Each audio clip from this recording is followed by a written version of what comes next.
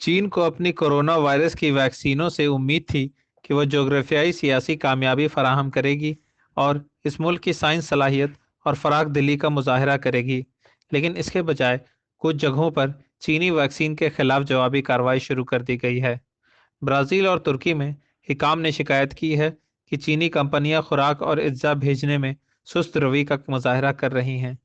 चीनी वैक्सीनों के बारे में इंकशाफात आहिस्ता और दागदार रहे हैं।